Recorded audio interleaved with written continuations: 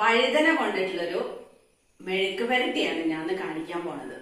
നമ്മൾ സാധാരണ വയലറ്റ് വഴുതനയായിട്ട് ഉണ്ടാക്കും, അല്ലെങ്കിൽ പച്ച വഴുതനയായിട്ട് മെഴുക്ക് പുരട്ടിയും പല വിഭവങ്ങളും ഉണ്ടാക്കാറുണ്ടല്ലോ. ഇത് ഞാൻ ഇവിടെ പച്ച വഴുതനയാണ് എടുത്തിട്ടുള്ളത്. പച്ച വഴുതന കൊണ്ട് ഉണ്ടാക്കിയാലാണ് കേട്ടോ അതിൽ കൂടുതൽ ടേസ്റ്റി മെഴുക്ക് പുരട്ടിക്ക്. മറ്റോണ്ട് ഞാൻ ഉണ്ടാക്കി നോക്കി, പക്ഷെ എനിക്ക് അത്രയൊരു ടേസ്റ്റ് തോന്നിയില്ല. പക്ഷെ പച്ച വഴുതനയിൽ ഉണ്ടാക്കുമ്പോൾ നല്ല ടേസ്റ്റ് ആണ്. അതിൽ കുറച്ച് മസാലപ്പൊടികളൊക്കെ ഇട്ട് ഒരു വ്യത്യസ്തമായിട്ടുള്ളൊരു മെഴുക്ക് പുരട്ടിയാണ്. അപ്പൊ ഞാൻ അതിനു വേണ്ടിയിട്ട് ഇവിടെ ഒരു 5 വഴുതന, പച്ച വഴുതന നന്നായിട്ട് കഴുകി കട്ട് ചെയ്തിട്ട് വെള്ളത്തിലിട്ട് വെച്ചിട്ടുണ്ട്. നമ്മളിത് വെള്ളത്തിലിട്ട് വെക്കുന്നത് ഇതിനൊരു കട്ട് ഉണ്ടാവുമല്ലോ, ആ കട്ട് പോവാൻ വേണ്ടിയിട്ടാണ് വെള്ളത്തിലിട്ട് വെക്കുന്നത്. സാധാരണ നമ്മൾ പച്ചക്കറികളൊക്കെ സാധാരണ കഴുകിയിട്ട് അങ്ങനെ അത് മുറിച്ചിട്ടാൽ മതി. പക്ഷെ പച്ച കായ അതേപോലെ തന്നെ ഇത് വഴുതന ഇതൊക്കെ നമ്മള് കഴുകിയിട്ട് കട്ട് ചെയ്ത് വെള്ളത്തിലിട്ടതിന് ശേഷമാണ് ഉണ്ടാക്കാൻ പാടുള്ളൂ. അതിന്റെ ആ കട്ട് പോവാൻ വേണ്ടിയിട്ടാണ് കേട്ടോ. ഇതിലൊരു കുറച്ച് 10 മിനിറ്റ് ഇട്ട് വെക്കുമ്പോ തന്നെ ഒരു ഡാർക്ക് കളറിലൊരു വെള്ളം ഇങ്ങനെ അതിന്റെ കട്ട ഇറങ്ങി വരും. അതൊന്നും കൂടി 2-3 പ്രാവശ്യം കഴുകിയിട്ട് നമുക്ക് ഉണ്ടാക്കിയെടുക്കാവുന്നേ ഉള്ളൂ. വേറെ പ്രശ്നങ്ങളൊന്നുമില്ല. അപ്പൊ ഇത് അതേമാതിരി കുറച്ച് വളരെ നൈസായിട്ടല്ല, കുറച്ച് കട്ടിയിലാണ് കട്ട് ചെയ്തിട്ടുള്ളത്. ഇതിവിടെ വെള്ളത്തിൽ ഇട്ട് വെച്ചതാണ്. ഇതാ കണ്ടില്ലേ, കുറച്ച് കളർ മാറി തുടങ്ങിയിട്ടുണ്ട്. എന്റെ ആ കട്ടാണത്. അതിന് 2-3 പ്രാവശ്യം കഴുകിയിട്ടെടുക്കാം.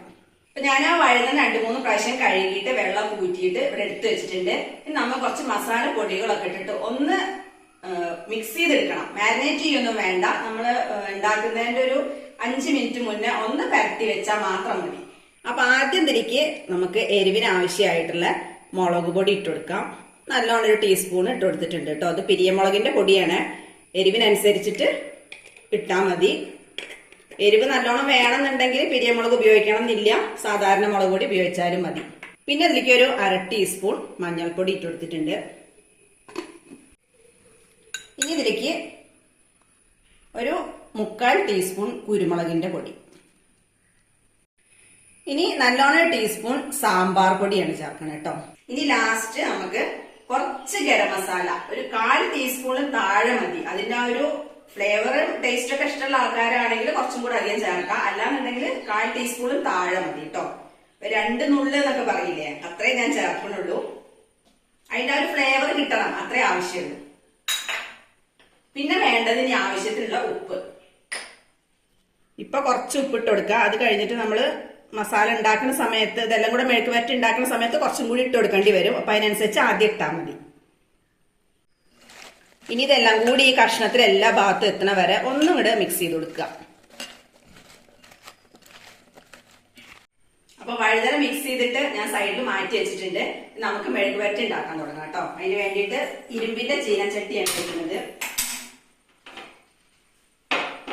ചീനച്ചട്ടി നന്നായിട്ടൊന്ന് ചൂടാവട്ടെ. ചൂടായ ശേഷം നമുക്ക് വെളിച്ചെണ്ണ ഒഴിച്ചെടുക്കാം. ഇങ്ങനെയുള്ള മെഴുക്ക് പുരട്ടി സാധനം, നാടൻ സാധനങ്ങളൊക്കെ ഉണ്ടാക്കുമ്പോൾ വെളിച്ചെണ്ണ തന്നെയാണ് അതിന്റെ ടേസ്റ്റ് കേട്ടോ. അപ്പൊ ഇത് ചൂടായ ശേഷം ഒഴിച്ചെടുക്കാം. അപ്പൊ അതാ ചീനച്ചട്ടി നന്നായിട്ട് ചൂടായി പുകഞ്ഞ് വന്നിട്ടുണ്ട്. ഇനി നമുക്ക് 2 ടേബിൾ സ്പൂൺ വെളിച്ചെണ്ണ ഒഴിച്ചു കൊടുക്കാം. ഇതിന് കുറച്ചധികം വെളിച്ചെണ്ണ ഒഴിച്ചു കൊടുത്തോളൂ കേട്ടോ. എണ്ണ ചൂടായിട്ടുണ്ട്. ചൂടായ ശേഷം ഇതിലേക്ക് ഒരു 10-12 ചെറിയ ഉള്ളി നീളത്തിൽ കട്ട് ചെയ്തതാണ്, വട്ടത്തിലല്ല, നീളത്തിൽ കട്ട് ചെയ്തത്.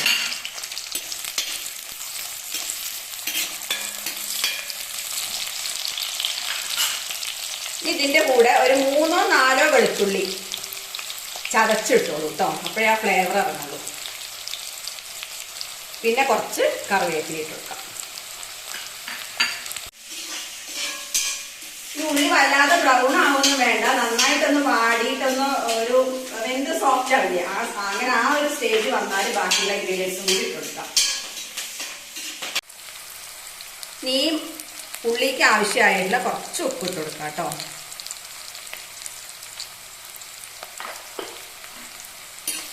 നന്നായിട്ടൊന്ന് വാടി വെക്കാം. അപ്പോൾ അതാ ഉള്ളി ഒന്ന് നന്നായിട്ടൊന്ന് വാടി വന്നിട്ടുണ്ട്. ഈ സമയത്ത് നമുക്ക് പരത്തി വെച്ചിട്ടുള്ള വഴുതന ഉണ്ടല്ലോ, ഇട്ട് കൊടുക്കാം.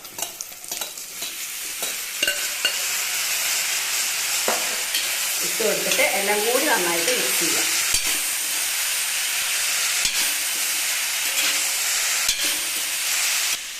നന്നായിട്ട് മിക്സ് ചെയ്ത് കൊടുത്തതിന് ശേഷം ഒരു 2 മിനിറ്റ് ഒന്ന് മൂടി വെച്ച് വേവിക്കാം കേട്ടോ. ആ ആവി ജസ്റ്റ് ഒന്ന് കയറി വേണ്ടു, വല്ലാതെ വെന്തുടയണ്ട വഴുതന. വഴുതന പെട്ടെന്ന് വേവുകയും ചെയ്യല്ലോ. അപ്പൊ കുറച്ച് നേരം ഒന്ന് ആവി കൊണ്ടതിന് ശേഷം നമുക്ക് തുറന്ന് വെച്ചിട്ട് റോസ്റ്റ് ചെയ്തെടുക്കാം. ഇപ്പൊ 2 മിനിറ്റ് മൂടി വെച്ച് വേവിച്ചിട്ട് തുറന്ന് നോക്കാം കേട്ടോ. കണ്ടോ, അങ്ങനെ ആവാൻ പാടുള്ളൂ, അല്ലാതെ ഇങ്ങോട്ട് വെന്തുടയണ്ട. ഇനി ഇത് തുറന്ന് വെച്ചിട്ട് നന്നായിട്ട് റോസ്റ്റ് ചെയ്തെടുക്കുക. ഇനി അത്രേ ആവശ്യമുള്ളൂ. വല്ലാതെ മൂടി വെച്ച് വല്ലാതെ വേവിച്ചു കഴിഞ്ഞാൽ അതിന്റെ ആ ഒരു പഴുപ്പൊക്കെ, തോലും ആ ഒരു ഇതൊക്കെ ഉണ്ടല്ലോ, അതൊക്കെ വേറെ വേറെ വിട്ട് വരികയുള്ളൂ. അപ്പൊ വല്ലാണ്ട് പേസ്റ്റ് ആയി പോകും. അങ്ങനെ ചിലർക്ക് ഇഷ്ടം ഉണ്ടാവില്ലല്ലോ. അപ്പൊ അതിനനുസരിച്ച് എത്രത്തോളം നന്നായിട്ട് റോസ്റ്റ് ആവണോ അത് തുറന്ന് വെച്ചിട്ട് റോസ്റ്റ് ചെയ്തെടുക്കുക. അപ്പോഴാണ് നല്ല ടേസ്റ്റ് ഉണ്ടാവുക. അപ്പൊ ഇതാ ഒരു 2-3 മിനിറ്റ് വീണ്ടും തുറന്ന് വെച്ചിട്ട് റോസ്റ്റ് ചെയ്തിട്ടുണ്ട്. എത്രത്തോളം റോസ്റ്റ് ആവണോ അത്രത്തോളം നിങ്ങൾക്ക് ലോ ഫ്ലെയിമിൽ ഇട്ടിട്ട് അങ്ങനെ റോസ്റ്റ് ചെയ്തെടുക്കാം കേട്ടോ. അപ്പൊ ഇതായിട്ടുണ്ട്, എനിക്ക് ഇത്രയും ആവേണ്ട ആവശ്യമുള്ളൂ. അതുകൊണ്ട് ഞാൻ ഫ്ലെയിം ഓഫ് ചെയ്യണം. അപ്പോൾ ഇങ്ങനെ ഉണ്ടാക്കി നോക്കിയില്ലെങ്കിൽ എല്ലാവരും ട്രൈ ചെയ്ത് നോക്കണം കേട്ടോ. ഇത് നല്ല തൈരിന്റെ കൂടെയും മോരിന്റെ കൂടെയൊക്കെ ഇത് മാത്രം മതി, വേറെ കറിയോ ഒന്നും വേണമെന്നില്ല. നല്ല ടേസ്റ്റാണ് കഴിക്കാൻ. അപ്പൊ ഉണ്ടാക്കി നോക്കിയിട്ട് എല്ലാവരും അഭിപ്രായങ്ങൾ അറിയിക്കണം. അപ്പൊ അടുത്തൊരു വീഡിയോയുമായിട്ട് വീണ്ടും കാണാം. ഇപ്പൊ എല്ലാവർക്കും ഓണായില്ലേ? അപ്പൊ മലബാർ ലൈവ് കിച്ചന്റെ വക എല്ലാവർക്കും ഓണാശംസകൾ.